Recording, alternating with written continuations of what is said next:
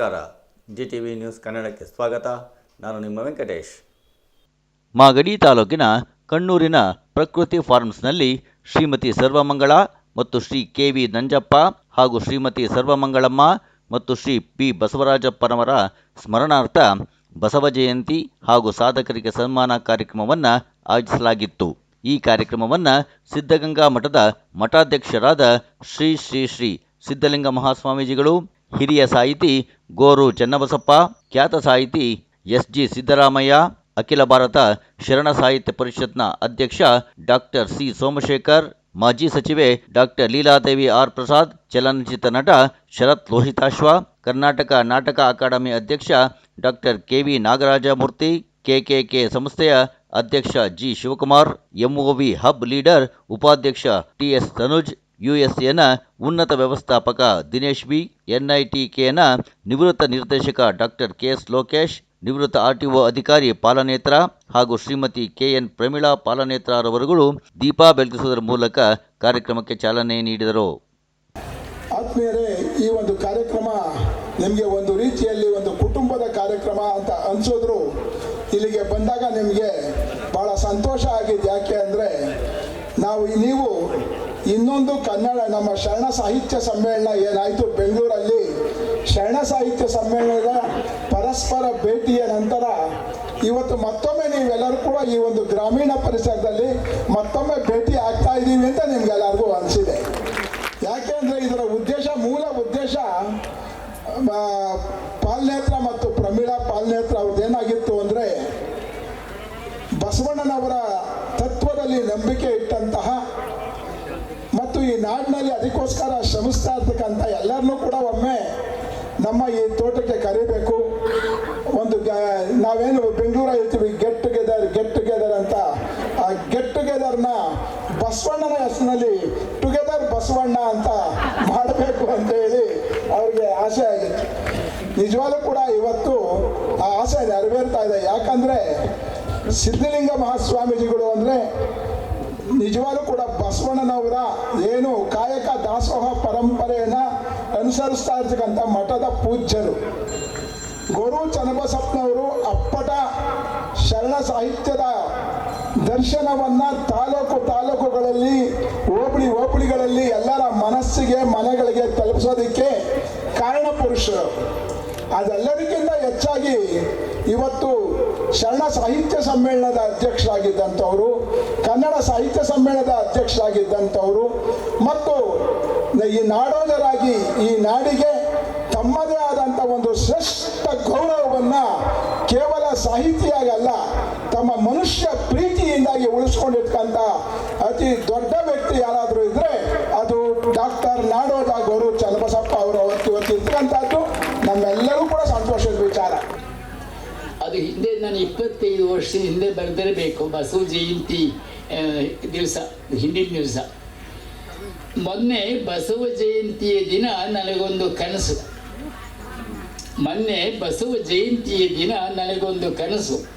12ನೇ ಶತಮಾನದ ಬಸವಣ್ಣನ ದರ್ಶನ ಕನಸಿನಲ್ಲಿ ಬಂದ.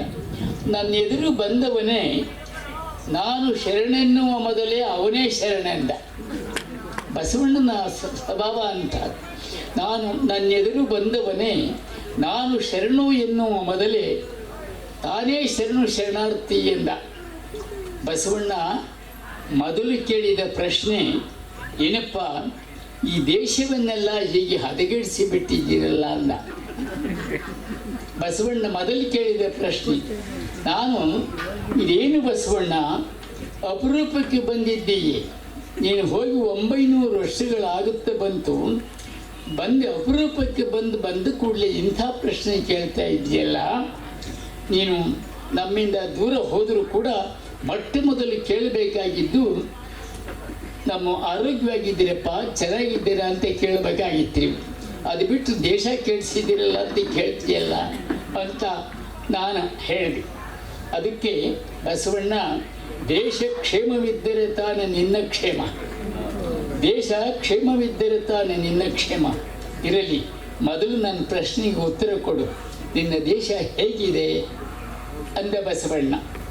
ಬಸವಣ್ಣನೇ ಇಲ್ಲಿ ಬಿಟ್ಟು ಹೋಗಿದ್ದ ಧೈರ್ಯವ ತೆಗೆದುಕೊಂಡು ನಾನು ನಿನ್ನ ಮಾತು ಸುಳ್ಳು ಎಂದುಬಿಟ್ಟೆ. ಬಸವಣ್ಣ, ನಿನ್ನ ಮಾತು ಸುಳ್ಳು ಎಂದುಬಿಟ್ಟೆ. ಸಿಟ್ಟು ಮಾಡಿಕೊಳ್ಳಲಿಲ್ಲ ಬಸವಣ್ಣ, ಸಿಟ್ಟು ಮಾಡಿಕೊಳ್ಳಲಿಲ್ಲ ಬಸವಣ್ಣ. ಒಂದು ಕ್ಷಣ ಅವಾಕ್ಕಾದ. ಮತ್ತೆ ಕೇಳಿದ, ಹುಸಿ ನುಡಿಯಲು ಬೇಡ ಎಂದಿದ್ದ ನನಗೆ ನನ್ನ ಮಾತು ಸುಳ್ಳು ಎಂದಿಲ್ಲಪ್ಪ. ಹುಸಿ ನುಡಿಯಲು ಬೇಡ ಅಂತ ಲೋಕಕ್ಕೆ ಹೇಳಿದ ನನಗೆ ನನ್ನ ಮಾತು ಸುಳ್ಳು ಒಂದು ಬಿಟ್ಟಿಯಲ್ಲ ನೀನು. ಚಿಂತೆ ಇಲ್ಲ, ಈಗ ನನ್ನ ಪ್ರಶ್ನೆಗೆ ನಿನ್ನಲ್ಲಿ ಉತ್ತರ ಇದೆಯಲ್ಲೋ ಹೇಳು. ಅದಕ್ಕೆ ನಾನು ಬಸವಣ್ಣ, ಸಮೃದ್ಧ ಉತ್ತರವಿದೆ, ಸಮರ್ಥ ಉತ್ತರವಿದೆ, ಆದರೊಂದೇ ಭಿನ್ನಹ. ನೀನು ನೊಂದುಕೊಳ್ಳಬಾರದು. ನಾನು ಹೇಳ್ತೇನೆ ಆ ಉತ್ತರನ, ನೀನು ನೊಂದುಕೊಳ್ಳಬಾರದು ಅಂತ. ಆಗ ಬಸವಣ್ಣ, ಚಿಂತೆ ಇಲ್ಲ ಹೇಳಪ್ಪ, ನಾನು ಕಲ್ಯಾಣದಲ್ಲಿದ್ದಾಗ ಅದ ನೋವನ್ನೆಲ್ಲ ನುಂಗಿಕೊಂಡೇ ಇದ್ದೆ. ನಾನು ಕಲ್ಯಾಣದಲ್ಲಿದ್ದಾಗ ನೋವನ್ನೆಲ್ಲ ನುಂಗಿಕೊಂಡೇ ಇದ್ದೆ. ಇರಲಿ, ಈಗ ಹೇಗಿದೆ ಹೇಳು ನಿನ್ನ ದೇಶ ಎಂದ. ನಾನಂದೆ, ಬಸವಣ್ಣ, ನಿನ್ನ ಕಾಲಕ್ಕಿಂತಲೂ ನಾವು ಚೆನ್ನಾಗಿದ್ದೇವೆ ಎಂದೆ. ನಿನ್ನ ಕಾಲಕ್ಕಿಂತಲೂ ನಾವು ಚೆನ್ನಾಗಿದ್ದೇವೆ ಬಸವಣ್ಣ. ನಾವು ಸಾಕಷ್ಟು ವೇಗದಲ್ಲಿ ಮುನ್ನಡೆದಿದ್ದೇವೆ, ಪ್ರಗತಿ ಸಾಧಿಸಿದ್ದೇವೆ.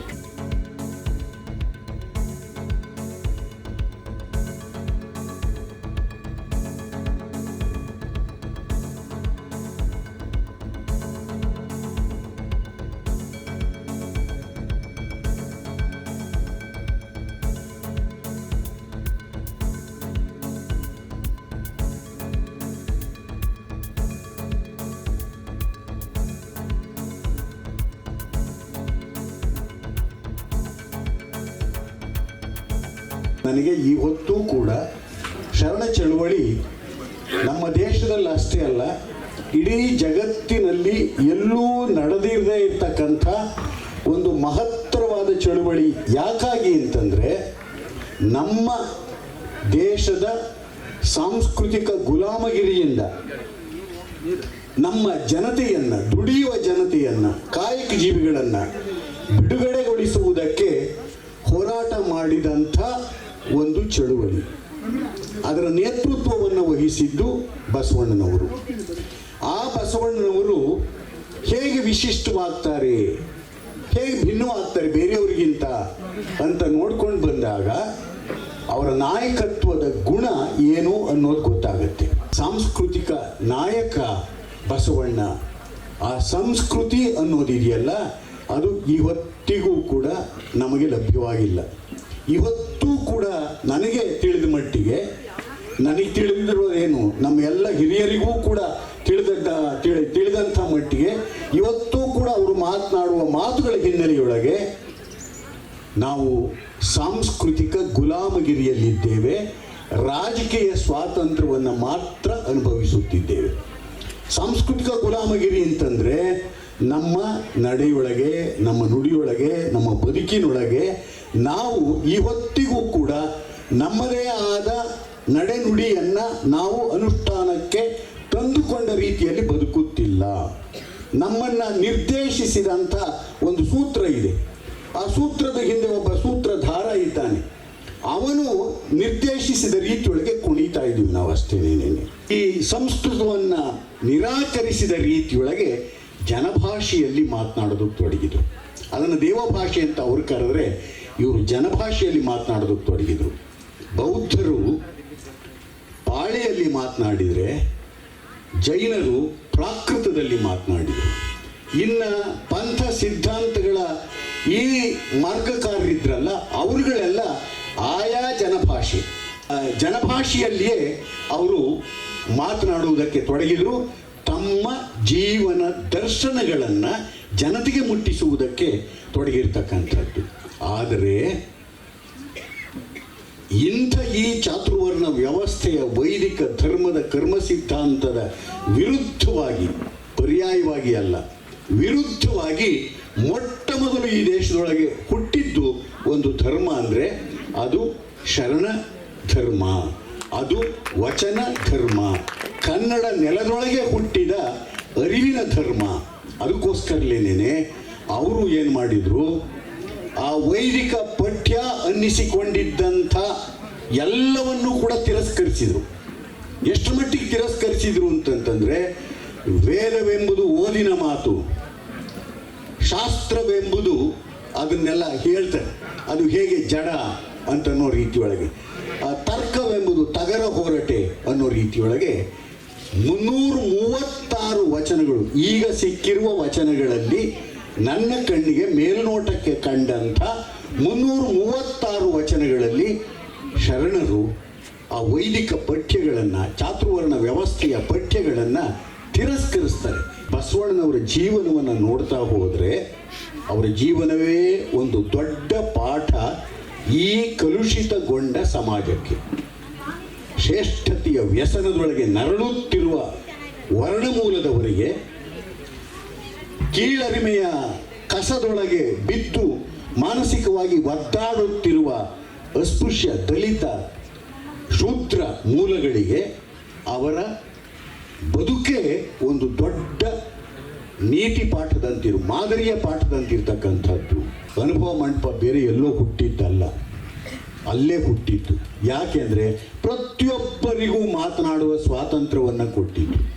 ಪ್ರತಿಯೊಬ್ಬರಿಗೂ ತನ್ನ ಧರ್ಮ ತಾನು ಅಥವಾ ಈಗ ಆಗಲೇ ಪ್ರಚಲಿತವಿದ್ದ ಧರ್ಮಕ್ಕೆ ಒಂದು ಪ್ರಜಾಸತ್ತಾತ್ಮಕವಾದ ಸಂವಾದ ಶಕ್ತಿಯನ್ನು ಕೊಟ್ಟ ರೀತಿಯೊಳಗೆ ಅದನ್ನು ಎಲ್ಲರ ಎದೆಯೊಳಗೆ ಬೇರೂರಿಸಿದ್ದು, ಅದನ್ನು ಬೆಳೆಸಿದ್ದು ಬಸವಣ್ಣನವರು.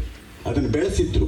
ಅದಕ್ಕೆ ಒಂದು ಸಂಘಟನಾತ್ಮಕ ಶಕ್ತಿಯಾಗಿ ಅದನ್ನು ಬೆಳೆಸಿರ್ತಕ್ಕಂಥದ್ದು ಬಸವಣ್ಣನವರು.